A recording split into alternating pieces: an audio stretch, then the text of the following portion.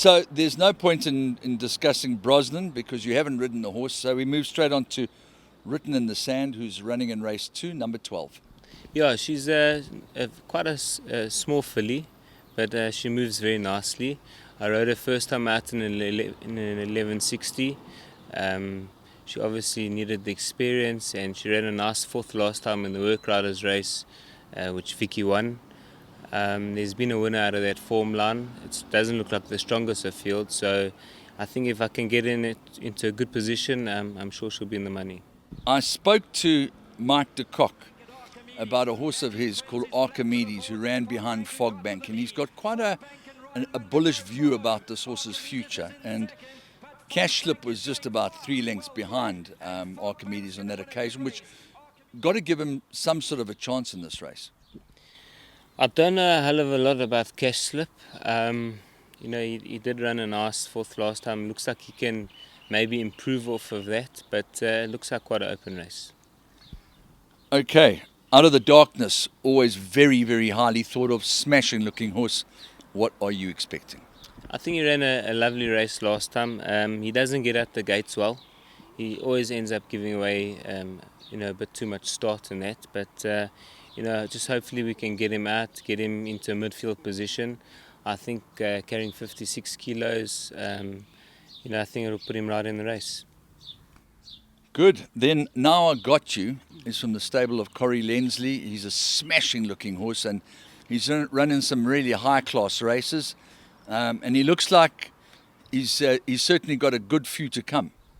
Yeah, I was fortunate enough to get the ride in the maidens to eventually let him win. And on that occasion, he almost didn't want to go through with it. He was waiting for other horses, and towards the end of the race, like the last 50 or 100 meters, he put his head down and started to stretch away. He gave me a wonderful feel that day. He's nicely drawn on Monday.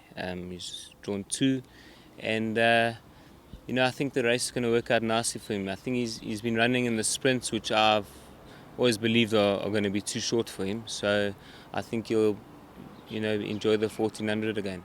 Okay, then the last time we spoke to you about Puerto Manzano, you could not possibly have been more bullish, notwithstanding the fact that you were still riding second base. That is the case again today. What can you tell us about, first of all, which second base is likely to show up and what they're expecting of Puerto Manzano and his ultimate mission? Yeah, look, second base is getting a bit too clever for us. He ran last week with Keegan. He was well drawn, he had a beautiful position, and he always looked like he was going to win the race. But, when Keegan got after him that last furlong and a bit, looked like he stuck his head up again and was happy to run second or third. So again, look, we're nicely drawn. Hopefully he gets out the gates well. I can have him in a nice position. And I'm just going to try to ride a very confident race on him. Just try to kid along to him as much as I can. And, hopefully the right second base shows up. Pietro Manzano obviously was a great win in the Summer Cup. It's a small field on Monday.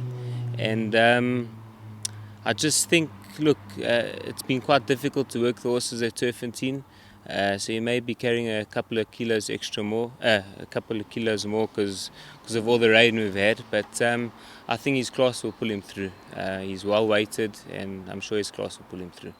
Okay, Erica Verdenese's stable's in cracking form, and if my memory serves me correctly, Vickle Spickle hails from this yard.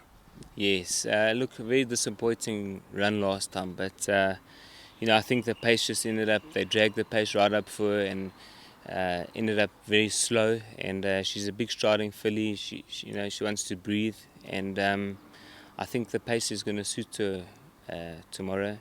I think we're going to have a nice strong pace with Waishong's running the race, and also just hoping for the best. Again, we haven't got all the work we could into all these horses, and she's a big girl. She takes a lot of work, so hoping.